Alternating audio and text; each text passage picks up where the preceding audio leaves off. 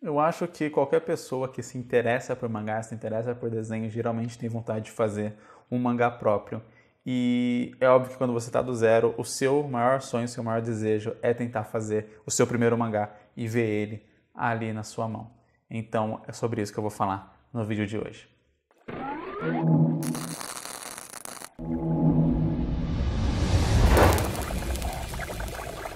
Hey galera, meu nome é Jason, eu sou ilustrador e também eu sou um mangaka brasileiro, se é que pode se chamar assim, mas enfim, eu faço mangás e publico e sou do Brasil.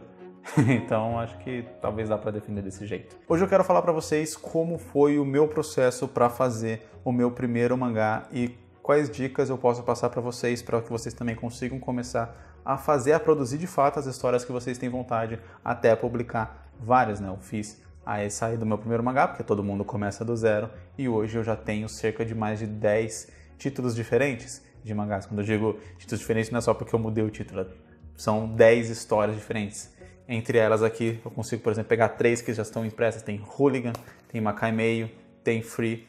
Player também está por aqui em algum canto, no meio dessa bagunça, como vocês viram aí num vídeo recentemente. Se você não assistiu, o link está aqui nos cards, onde eu falo sobre viver de desenho. Que eu falo que eu me mudei, então tá toda uma bagunça aqui ainda. De qualquer modo, eu já tenho vários mangás publicados, maioria de forma independente, tem coletânea que eu estou participando e tem vários one-shots meus, caso você queira ler os meus mangás, o link está aqui na descrição, eles estão disponíveis para leitura de graça. Falando um pouco sobre como eu comecei a me interessar por quadrinhos, começar a fazer quadrinhos até conseguir ter minha primeira história ali escrita. Eu sempre me interessei por quadrinho, para começo de conversa, né?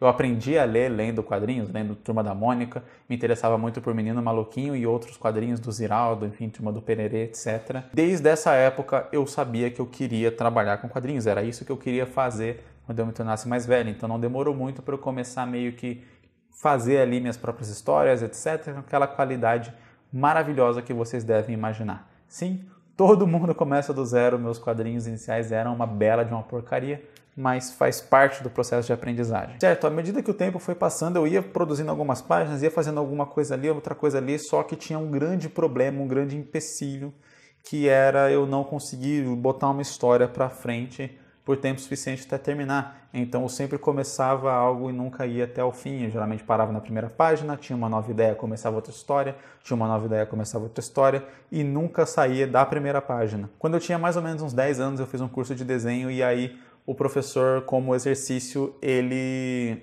disse para eu desenhar, pegar uma história, né? No caso eu peguei uma história do Menino Maluquinho, tinha mais ou menos umas 15 páginas, e trocar todos os personagens, redesenhar aquela história trocando todos os personagens pelos meus próprios personagens. Isso foi uma experiência bem interessante para, né, quando eu era mais novo e tal, e era um exercício da escola de desenho. Foi interessante para eu conseguir fazer mais, terminar uma história ali completa, por mais que a história fosse um plágio, né, ela fosse uma cópia dessa história do Menino Maluquinho. Eu acho que depois disso eu comecei a ter um pouco mais de motivação ou de hábito de continuar as minhas histórias. Na época eu fazia cartoon e acho que eu comecei a fazer algumas histórias próprias ali com mais páginas. Quando eu conheci o mangá, quando eu conheci, né, histórias um pouco mais adultas e tal, e comecei a fazer isso, eu caí nesse problema de novo de sempre ter várias ideias novas e não conseguir completar uma ideia. Na época eu estava acostumado a ver Naruto, estava acostumado a ver Dragon Ball, ver Cavaleiro Zodíaco, e todas essas histórias eram séries gigantes continuadas com capítulos, etc. Então, a minha ideia de fazer um quadrinho era exatamente fazer uma série continuada com capítulos, etc. ad eternum. E isso gerava esse grande problema que eu acabava tendo novas ideias, começava e nunca terminava, porque sempre que vinha uma ideia nova que eu gostava mais, eu pensava, é essa aqui que eu vou ter que fazer para sempre, pelo resto da minha vida. Eu não conhecia o termo one shot. Se você está vendo esse vídeo e não conhece o termo one shot, ele é uma história fechada em um número de páginas. Então ela não tem capítulos, ela não é dividida e, enfim, ela é uma história que tem começo, meio e fim ali, mais ou menos igual quando você assiste um filme. Um filme geralmente ele é autocontido. Por mais que às vezes tenha um filme 2, 3, 4, mas ele não é como uma série. A história que ele se propõe a narrar ali naquele período de tempo vai ser contada do começo até o fim. O one shot é mais ou menos isso, só que em quadrinhos. Também é conhecido como graphic novel. Essa história aqui, Free, por exemplo, é um one shot. Ela começa e termina aqui, a história está completa. Hooligan já é um modelo de série, então você vê aqui, esse é o volume 3 de Hooligan, porque foi o que eu achei fácil aqui para pegar para mostrar. Então esse aqui é o volume 3, tem 1, 2 e já está saindo o 6. Já estamos lançando o 6. Então eu comecei a fazer o meu primeiro mangá que eu fui continuando ele, né? Que eu saí disso de primeira página, planejei bastante, saí da primeira página e fui continuando.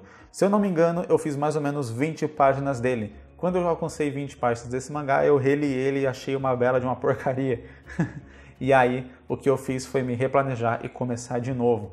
Essa história de reler, achar uma merda e começar de novo durou um bom tempinho. Eu fiz essas 20 páginas, reli e recomecei. Aí eu fiz umas 50 páginas, reli, achei uma bosta e recomecei. Aí eu fiz mais ou menos 70 páginas e acho que desse daí continuei um pouco até fazer mais ou menos 120 páginas e tal. Foi bastante. E eu acho que eu tenho esse de 120 páginas até hoje encadernado em algum canto. Se vocês quiserem, um dia eu tento achar ele e trago aqui e mostro pra vocês um dos primeiros mangás que eu fiz. Os primeiros não tem como pegar, porque, enfim, já joguei fora há muito tempo. Mas esse é um dos primeiros que eu fiz bastante, fiz 120 páginas dele e eu tenho em algum canto aqui. Isso era uma série, então eu ia continuando, até que eu comecei a entender um pouco mais sobre o mercado, comecei a estudar mais, foi a época onde comecei a ter acesso à internet. E aí eu descobri o One Shot. Para participar de um concurso eu tinha que fazer uma história começo, meio e fim em 20 páginas. Para quem nunca tinha ouvido quase falar disso, só na época, né, lá do Cartoon e tal, mais ou menos, que você fazia uma historinha completa ali em 20 páginas, mas não tinha todo aquele apelo de apresentação de personagem, finalização, etc. Todas as coisas de uma história um pouco mais séria. Então foi bem difícil para mim fazer isso, mas fazer esse primeiro one shot de 20 páginas eu acho que foi o start para eu começar a realmente produzir de maneira mais constante, mais séria, porque foi quando eu tive pela primeira vez a sensação de ter uma história começo, meio e fim. Uma história que eu podia mostrar para as pessoas e elas iam ter a opinião completa da história e não só aquele negócio de é legal que está aqui, mas eu quero ver o resto, só que esse resto tem uma chance de nunca acontecer ou levar anos para esse resto chegar, porque eram coisas que eu imaginava lá na frente e tal, coisas que eu precisar de 20, 30 capítulos desenhados para acontecer. Então, e que acabaram nunca acontecendo, é claro. Então, quando eu fiz esse one shot foi quando tudo mudou. E é exatamente essa dica principal que eu quero passar nesse vídeo. Comece fazendo uma história curta. Tire a sua ideia do papel, converta ela numa história curta de mais ou menos 20 páginas. Pode ser 15, pode ser 25, não tenta passar de 30, porque 30 páginas já começa a te desgastar um pouco mais. Como eu disse, a primeira história que eu fiz 20 páginas mais ou menos, 25, 22, sei lá. Li, achei uma bosta, joguei fora para continuar e fui até 50. Então, você começar com pouco vai te ajudar a ir aumentando o quantidade de páginas que você consegue fazer, que você consegue se manter dedicado àquilo. Ter uma história sua pronta, do começo ao fim, para você poder mostrar para as pessoas, é uma experiência muito, vamos dizer, muito... Eu ia falar renovadora, não sei se essa palavra serve, mas é uma experiência que realmente renova você como artista. E foi essa história inclusive, ela está disponível no meu site. Eu não me arrisco quanto à qualidade dela, deve ser uma porcaria, faz tempo que eu não leio. O desenho também é, nossa senhora, mas ela está postada no meu site, se você quiser ler, fica à vontade.